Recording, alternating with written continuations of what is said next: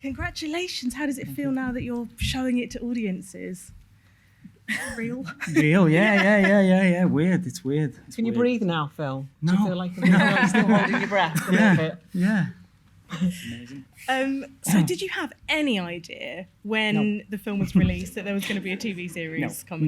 None. Well, we did a short film in 2018 and I thought that was going to be it, you know what I mean? And then, I can't. I'm a bit speechless, to be honest. Yeah. Why do you think it's resonated so much with audiences to have gone from short film to now TV series? I mean, I think, you know, the fact that it's about people and it's relatable, I think, and, you know, even though it's set in the hospitality world, you know, there's a lot of people who've worked in that industry or work in that industry, but if you haven't, you've definitely sort of eaten in a restaurant, so you can sort of see it from both sides. But I think ultimately the goal was always to sort of make a slice of life and, you know, and characters that are relatable and real and sort of true to life, you know what I mean? Yeah. And James, how did you decide on, after the film was released and then you were given this TV series, how did you decide on whose storyline to prioritise and take forward? Well, we kind of had a bit of a room together, me, Stephen and Phil, and we went through various, it was kind of born out of various social issues that we wanted to tackle in the series, and we kind of picked characters that we felt would best represent those issues and would pick episodes then that would focus mostly around them. It's not an anthology in any way, it is a continuous thing, but that they would take a bit of a focus in those episodes. And what were the kind of challenges on having such a brilliant ensemble and wanting to write for all of them and making sure they all got their own stories that felt authentic and didn't feel rushed? Well, I think the benefit to doing a series is that we do have these 4 episodes. So there is 4 hours to play with, whereas in the feature film, we really could only give people, you know, very small snippets of moments. And so I think people were like nicely teased by some of those characters, and those were certainly ones that we looked at first as to who to focus on in the series. So actually there was a bit of a freedom with the series to do that. But it is, you do try and make a balance, try and give everyone their time. Yeah. And Stephen, we were left on such a cliffhanger with the fate of Andy. I feel like it was like one of the most talked about things. In my role as a critic, I had so many people asking me about that particular moment in the film. This feels like a very real version of what would have happened to him after that. You know, we see him alone, embittered. How did you want to work with Phil and James to really create his direction in the series to make it feel as authentic as possible as a real human being and not a character in a film or a show? I just want to say watching that on a big screen, I'm not being funny, but can we just give this outstanding cast a massive round of applause?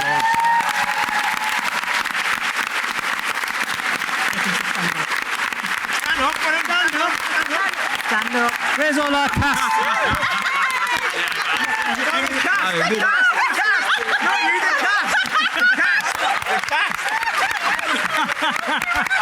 I meant the cast, but a standing ovation will do.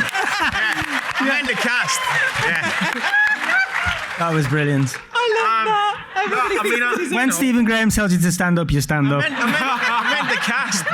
No, for me personally, to watch that on a big screen, we've only ever watched it on our computer at home, but to watch that on a big screen, I mean, I'm not being funny and I don't mean to be disrespectful in any way, shape or form, but that's not fucking telly. That's next level. Do you know what I mean? Every single one of those performances were absolutely beautiful.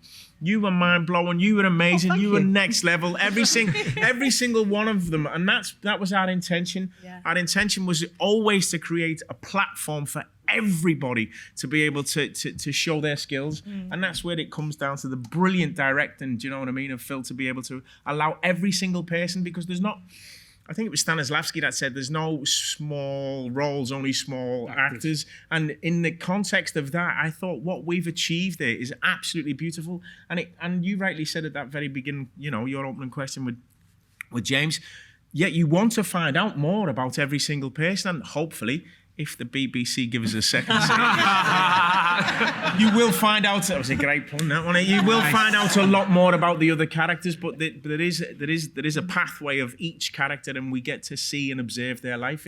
This is the microcosm that we've created, which is the restaurant itself, which was developed from great drama that I grew up with as a kid, the likes of Boys from the Black stuff and clocking off and all that kind of stuff. That's where our ideas came from right at the very beginning. And each one of us, all of us, Hester and Bart as well, do you know what I mean? As a collective, we wanted to make the best piece possible because the film stands alone on its own. And at first, I'll be dead honest, we were all slightly reticent about, we were like, can we touch it or can we not? Yeah. And that's when we racked our heads together and we came up with what I'm so proud of that piece of telly, do you know what I mean? So, yeah, thank you all.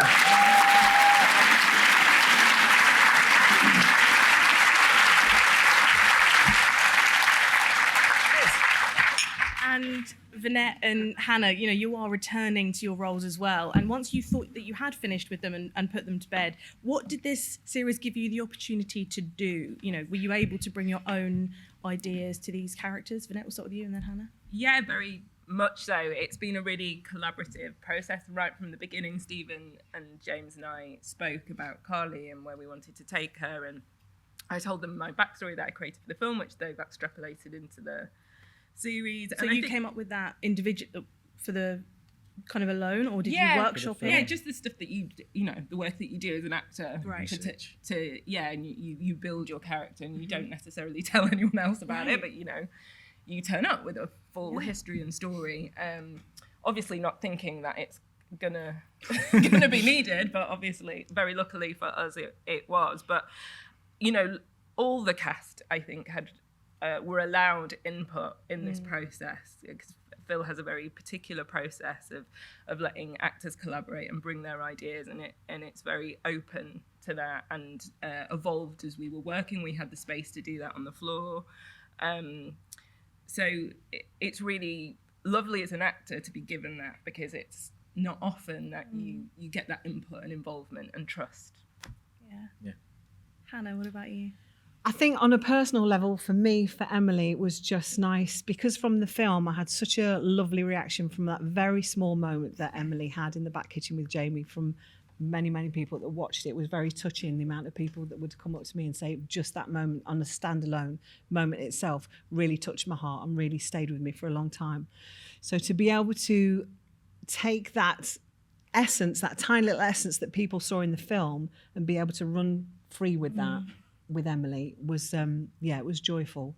And like everybody said, we're very much a collaboration. So James is, he's good in allowing us to make suggestions. Some are accepted, some are swiped, and most are accepted because he knows that we live and breathe those characters without sounding too pretentious. But, we try and live and breathe those characters. We know those characters, which is why when we're on set and we're going through dialogue, and sometimes we'll speak the dialogue. And again, he's very understanding for a writer. And we'll kind of go, know my character so well now, and Phil know our characters, and we all working together know how we would work, how we'd communicate with each other. So we'd slightly tweak the script just to make it fit the character, because you know what your character's going to say and how they're going to say it. So to be able to be given that freedom that James gives us to be able to do that. And we called it Going Rogue with Phil. So we'd do one which was Going Rogue, which frightened the hell out of some people, but then excited others, which just meant you got the script and went like that. And just did a rogue one, just like that. Because we've got that ability to be able to have that safe knowledge that we understand the characters so thoroughly. I think Going Rogue with Phil sounds like a TV show that I would like to watch. It's a podcast. The BBC are in. And Stephen Odibola at the end, coming on to a team like this, who'd already worked together, they had created something, and then you had come onto this in this brilliant, new, terrifying role. Tell us about that. Oh, Johnny. I mean, it was very welcoming, man. I mean, watching the movie, you feel like you have big boots to fill.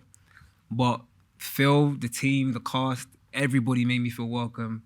It was a very collaborative experience, man. Everybody feels like a family, on set. It was lovely, man. It wasn't nerve-wracking at all. It was just smooth sailing, you know. We've all got each other. We've all got each other's back, each man. other. Everybody's just cool and nice, and it just made the experience that much better, man. And this style of working, which I feel like is quite unique and quite unusual, at least in TV, well, how did you get on board with that? Was it very easy for you to slip into it, or did it take some getting used to? You know, as actors, you always want a challenge, man. Yeah. And I feel like this set was the most disciplined set I've been on because, like Hannah was saying, you basically ain't got no script. You come to set and you're just literally bouncing off characters' energies. And just becoming the character allowed you to react in the way the character would react. Mm-hmm. And it was a real learning experience. I've never been on a set where I've had to just forget about the script and just act and just become. So it was good, man. But as actors, you always want to learn and experience new things. And this was definitely one of the most challenging characters and sets I've had to be on. Yeah. And Phil, what was your kind of approach to finding and casting new actors? I mean, because some are actors that have never acted before. It's a really interesting process. Yeah, I mean, the process in terms of like auditioning the new characters, I did it with the film as well. It's like I wanted actors that could be in the moment and be spontaneous, and most importantly, listen. Because it's all about listening to each other. And if you're in that moment and you're listening to the other actors, then you're going to react naturally, you know what I mean? Mm-hmm. Especially if we've done the work beforehand. But so that's what I do in auditions. You know, I get people to we give them a script beforehand, and then when they come in the room, I just throw them off a little bit and say, just forget that script.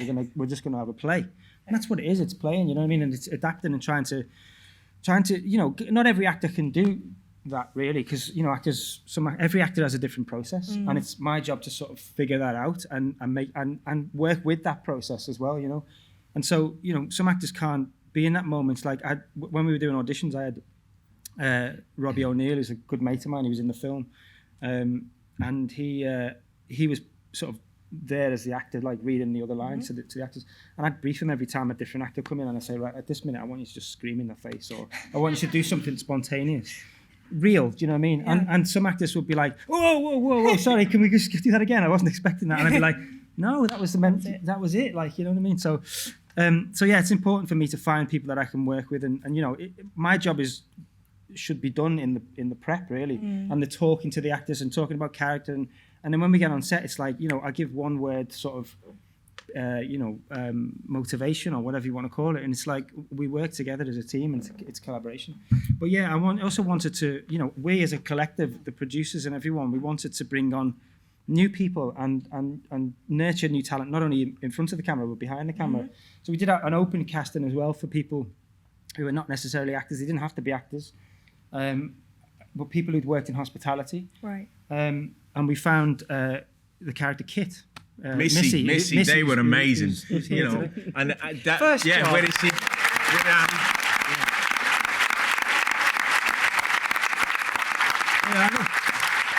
Over there. Oh yeah. The first time they'd ever been on a set. Yeah, so it was like one thing I do, and I did for the film as well, is I got actors to send a tape in of them just telling us a story, like the most one of the worst experiences they've had in a restaurant and one of the best experiences they've had in the restaurant, all while making a cup of tea or coffee at home. That's all I wanted them to do.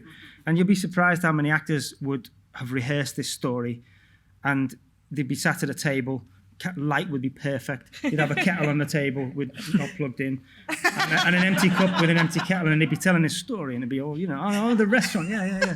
And they pour this empty cup and pretend to drink it. I'm like, that's not what I want you to do. I just want you to tell me the story off the cuff.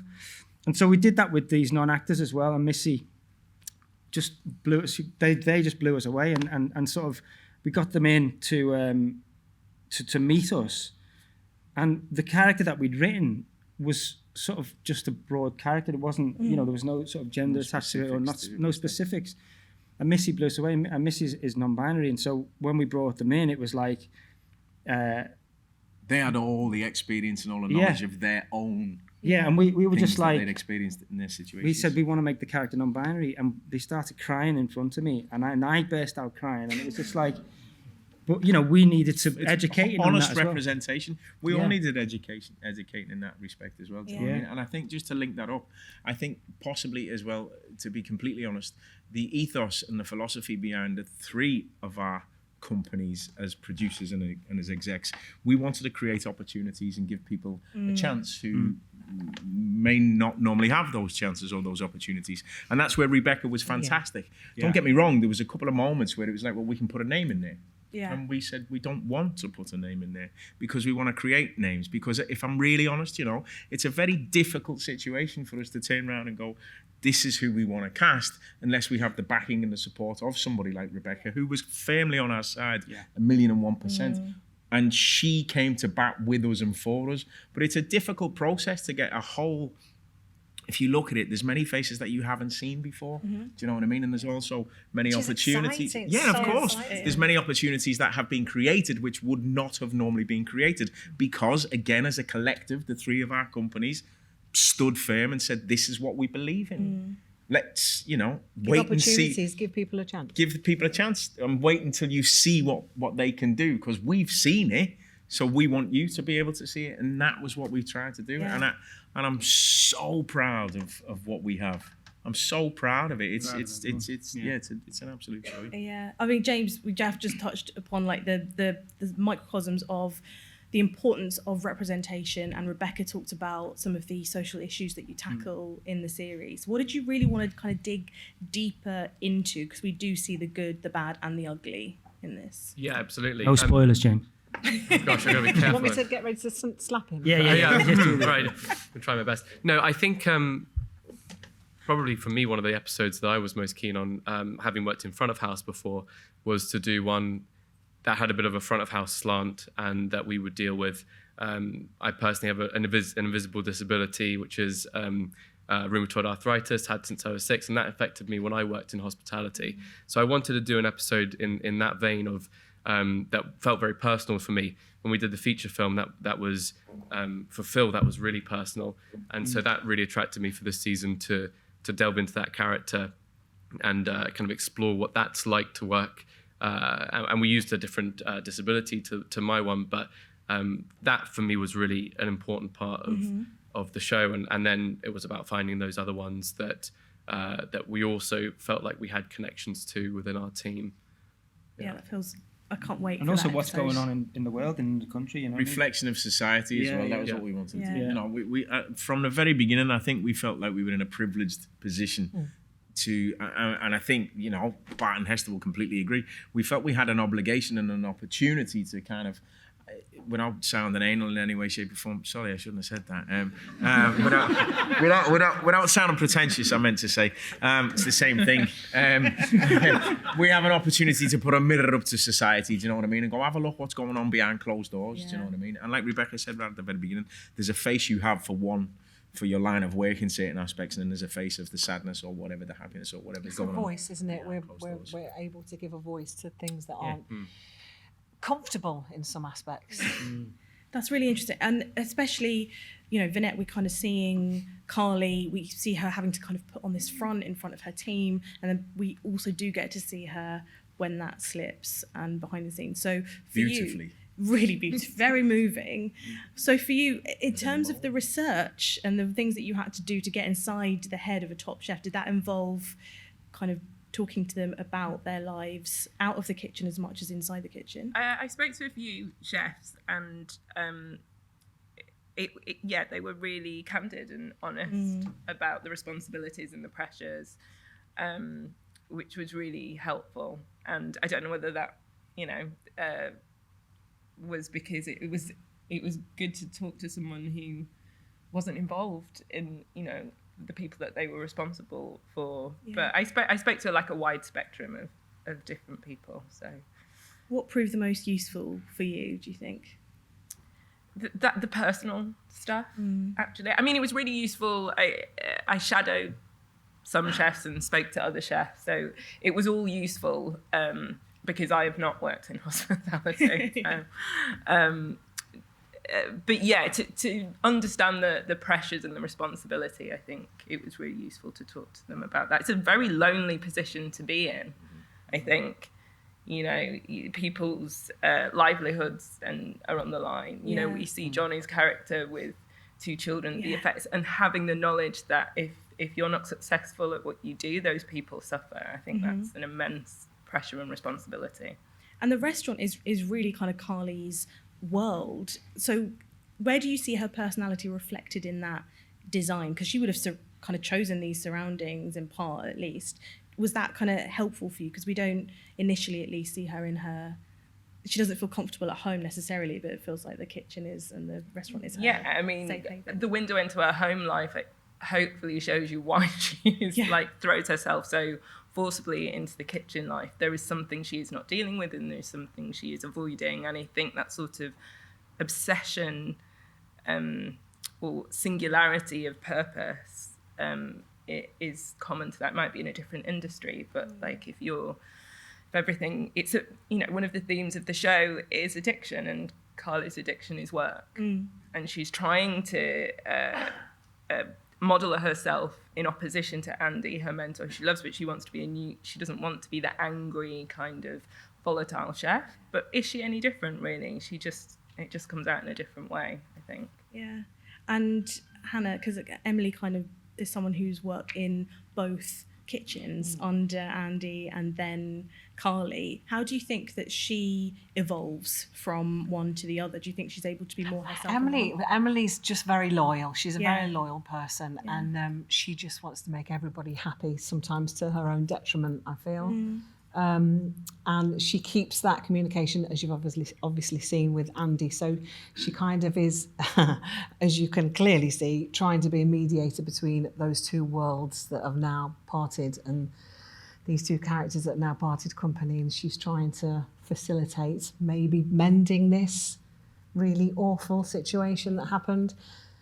Whether she does or not is a different matter. Can you talk a little bit about the importance of her relationship with Andy? Because it feels like there's so much at stake, but why is she so invested? It's vital. It's the only way we could link me into the show. We really wanted to do a scene together. It's absolutely vital. Because if you see, there was no way we could get it in. And we had this discussion from the get-go. Remember, boys? Remember how we're going to do it? Because, look, I'll be dead honest with you, right? There was this kind of moment where when he said in the car, we've been asked to do it again, I was like, what? What do you mean? And he went, they've asked us to do a series. And I went, well, how are we going to do that? And he went, well, what do you think? And I was like, do you think you're dead? Well, I think it sounds great. I think it sounds great, but I'm dead. And then he went, what did you say? Or are you? Or are you? I was like, no, that doesn't work. That doesn't work. I'm dead. That's how I played it. So then we went into long discussions and stuff. Said, I've told the BBC you're not dead, so... So then that's how it kind of came. So we think Emily has helped Emily was the tie-in. It was seamless, wasn't it? Worked perfectly though, right? Great ideas all round. Well done, James. And Stephen we do find out a little bit more about your character towards the end of the episode. So how did having all of that backstory inform your decisions when you were in the kitchen, when it hadn't even been revealed to the audience what was going on in your home life? Do you know what? My first job was actually working in hospitality. I worked it? at the Chelsea hospitality boxes, and I'm not going to sit there and say I did crazy research. I was on the internet. No, I was just using my own experience to get into the character of Johnny. Because when I started working at that hospitality box, I had no idea what I was doing. That was really me on the screen. I had no clue what was going on. Was you genuine with the eggs where you didn't even need to try, did you? That was you. That's me. And it was weird because coming onto the set, I mean, I didn't know nobody, and you kind of get this feeling of imposter syndrome. Like, am I really cut out for this? And that's exactly what I felt when I started working at the hospitality box. Because you kind of just get thrown into the deep end. There's no time for training. You kind of just get thrown in, and you have to work with how the kitchen works. And just using my own experience is how I got into the character of Johnny, really. And you've also worked with Phil before. Yeah, like, I actually in a met... different capacity. I battered him in a prison cell, yeah. You know, in a movie I did with Hester and Bart, Phil, I actually met Phil as an actor, and he beat me up in a prison cell. He beat me up in a prison cell, and I had blood leaking out of my head, so, yeah. That's Phil for you. That's the real Phil. Only joking. I was just going to say, did that give you a hint of what it might be like as a director? But hopefully not. If you don't do what I tell you to do, it's going to happen again. Set stage left. That feels lovely, man. Feels lovely. Thanks, mate. Thanks. Phil, obviously, one of the things about the film was the one shot kind of beauty of it. Without that, how did kind of lifting that limitation in the series help you? What did you want to focus on? What was at kind of the forefront of your mind when it came to the camera then? Well, I think initially when we first got approached by the BBC, there was talk about, would you do the series as one takes? And I said, no, absolutely not, no. Absolutely not, no, I need, but... And also, we wanted to go home with these people. And, if you sort of get on a tube with someone to go home after work, that's a whole episode on the tube. So it would have been a bit boring, you know what I mean? But we just wanted to keep the sort of the integrity of the film and try and match it. So the idea was to sort of marry the two together with the opening, like 11 minutes is a one take of the show. And then, we go in a sort of conventional way of shooting. And there's a lot of other long takes in other episodes as well. But we sort of gave ourselves a rule where whenever we're in the kitchen, it's handheld. And whenever we're in the restaurant, it's steady, it's on sticks or whatever. And Matt Lewis, who was the cinematographer of the film, but was also the cinematographer of the show as well.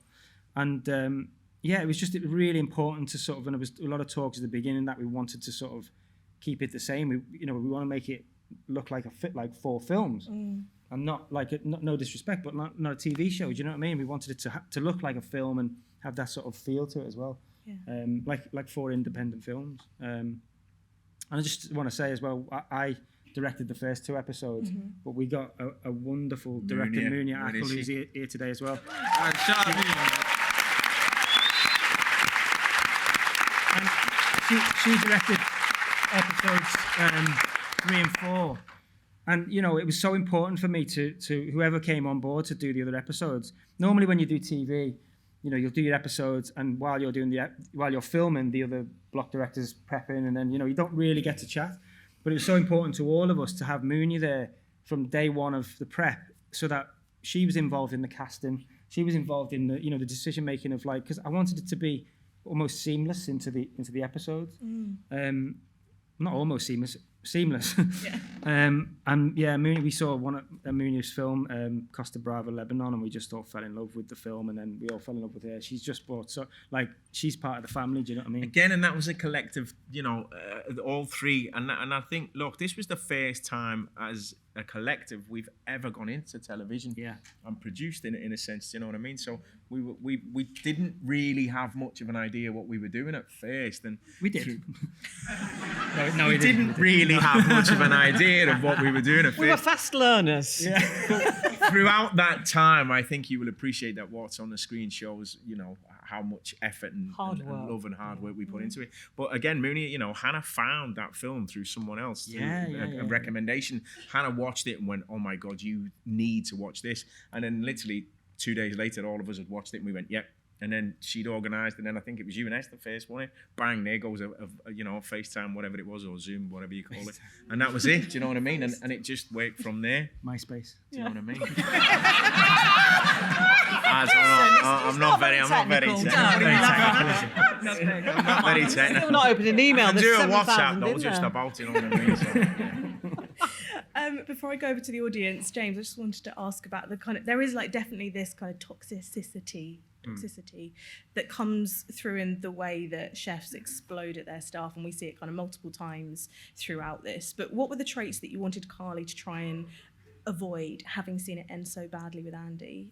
I think with the film we wanted that window into the world, but sometimes I think when you're making this kind of stuff, it's not enough to just show the window. There's also a sense of how can we show a bit of a better world? And so with Carly, it was really important that she be someone who was more compassionate, who, as you saw, isn't going to put up with that kind of male aggression that you see in the restaurant. So very, very much from the start, that was part of it. And if we were to do more, I think there's a larger systemic thing about the industry that would be great to address and try and imagine ways to make it better. But but for now we are still kind of we're looking at it from the perspective of Carly and how to make it better that way. I mean, you say hopefully in the next series. I mean, this would be so easy to franchise. You could take this all over the world, right? Be nice. Wouldn't it? Yeah. What are like your pipe dreams for this? Barbados. Yes. White Lotus. You just have to be careful, don't you? You've just got to be mindful and just appreciate as a collective what we've got right now and enjoy that, and then whatever comes next. Yeah. But Barbados. Yeah, Barbados. Yeah. We could do the pop-up shops. Yeah, that's a good idea. Yeah. Maldives. Getting carried away, guys. Birmingham. What did he say? Birmingham. Yeah, Birmingham. No harm in a brummie, do you know what I mean? No harm in a Birmingham. You can go to Birmingham. Yeah, we'll go wrong.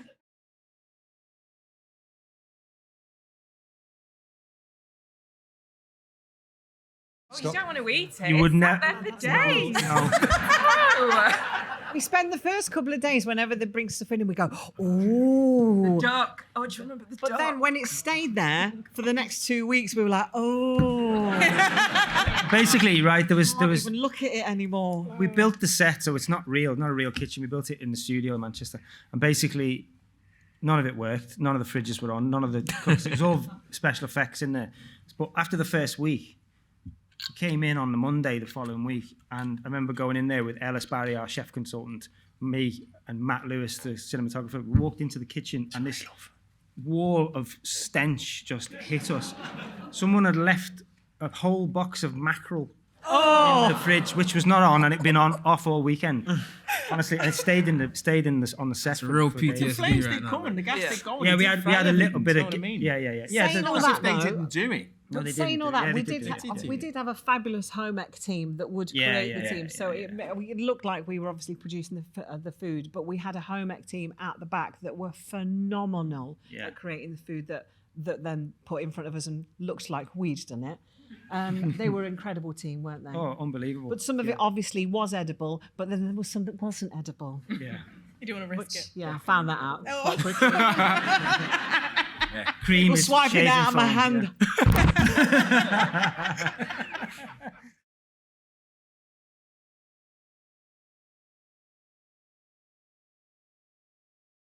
I mean, I'm still Johnny, so I mean, I definitely couldn't. I don't know about you guys. I've worked in the kitchen.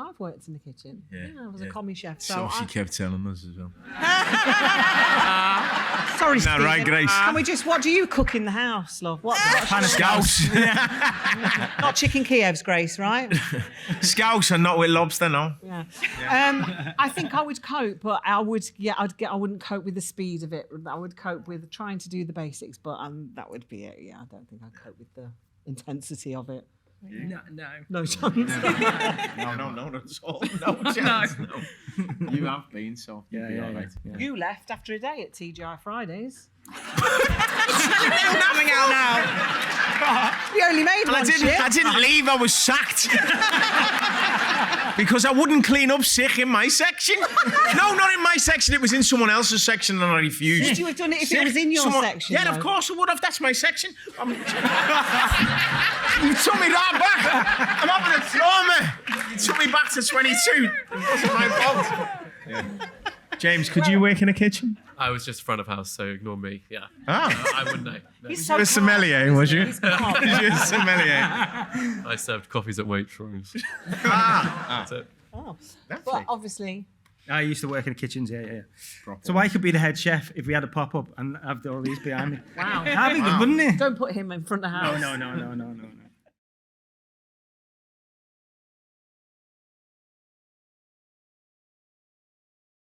With the short film, I had an idea about. I'd had an idea for a long time about setting something in that world because I'd worked in that world for so many years, and I remember I was in Lithuania doing acting in something, and I just wrote this idea on my notes on my phone. I've still got it actually, and I phoned James and said, "I've got this idea. Do you want to help me write it?"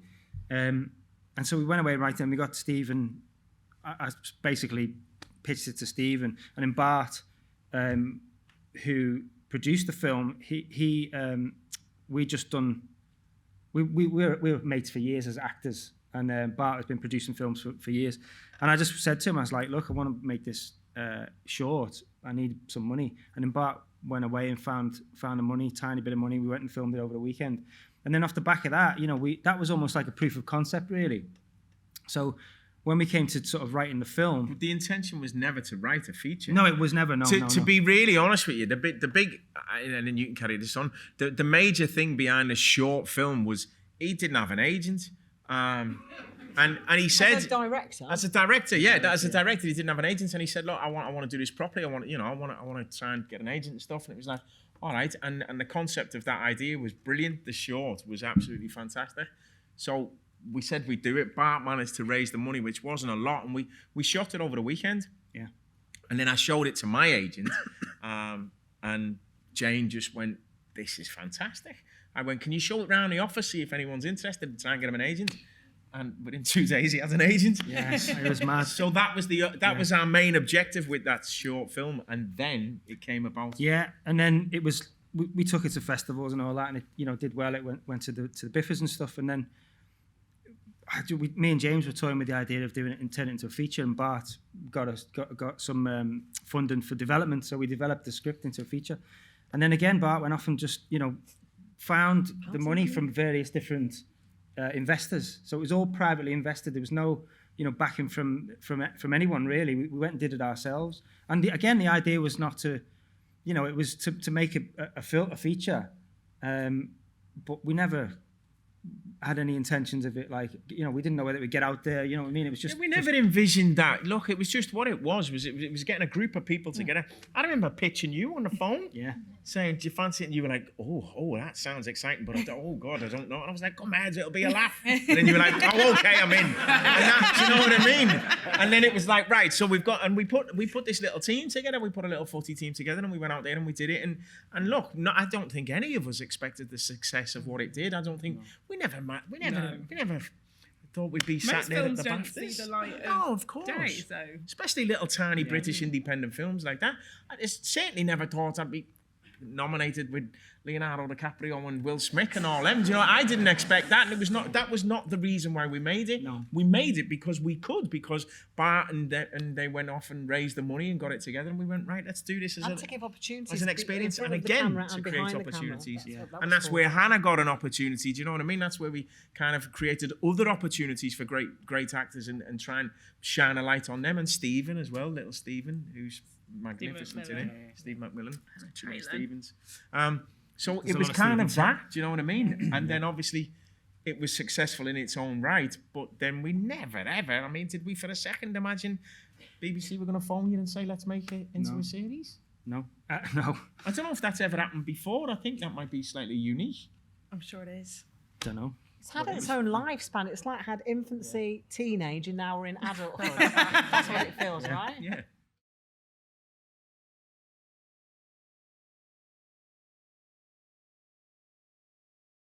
I don't know how to. I think it's being open with each other when you're on the set and when it's happening, and if you've got an emotional scene, and because we're such an amazingly close family, albeit dysfunctional at times, that you've got that trust within each other to be able to completely let go and release it and be completely honest and vulnerable and open. And then once that's finished, to have the support of everybody around you, just picking you back up out of that space. Because as an actor, it's so important not to get in that world too deep. Touch on it, but never sit in it too long, because you can drive yourself crazy if you do that. You must be able to touch it, use it, and then leave it. And that's really, really important, I feel, right? Yep, what she said. But it does help when you've got lots of people around you that are so supportive and know exactly what they need to do, whether it be just a little bit of silence for 5 minutes, or whether it be coming up and being a bit daft and just getting, it's who you surround yourself by.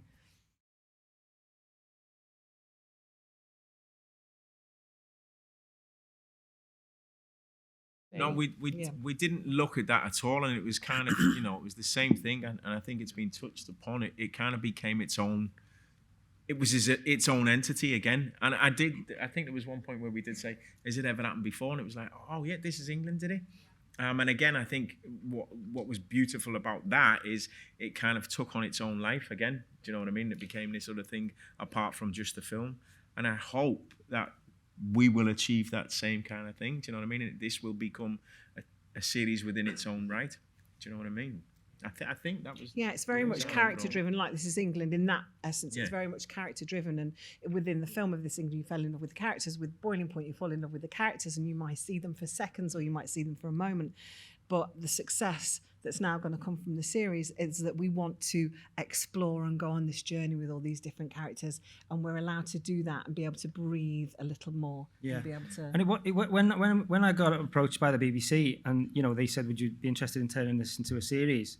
It wasn't like, it was almost like, because we weren't expecting it, but at the same time, once me, James and Stephen sat down in a room, it was like, it was kind of like effortless really, because we knew these characters already. We knew that in the feature, we only had limited time to sort of to spend with them.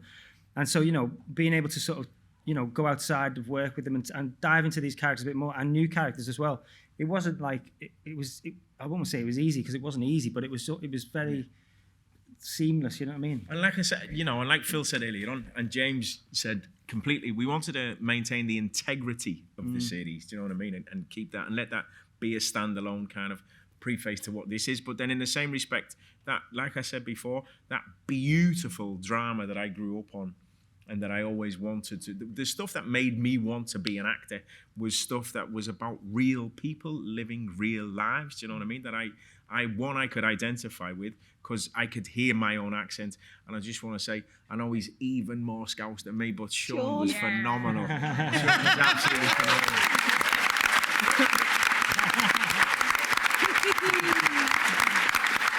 And so, do you know what I mean? In that same respect, we also there was a wonderful series I felt a few years ago called The Street, and what that did was that went into people's houses, and you got to find out what was going on behind those closed doors. Whereas we had a street within this kitchen. We have all these characters, and hopefully, if we get time to develop, we'll be able to, you know, focus on each character, so you'll get to understand and see what's happening in each character's life. You want to be friends with them, you want to know them, you want to be part of that family, don't you? And I think that's really good drama, is when you actually feel like you know these people and you're in their lives. Yeah. And Boiling Point is, of course, coming very soon to BBC One and BBC iPlayer. But for now, please can you give it up for our amazing panel? Thank you so much.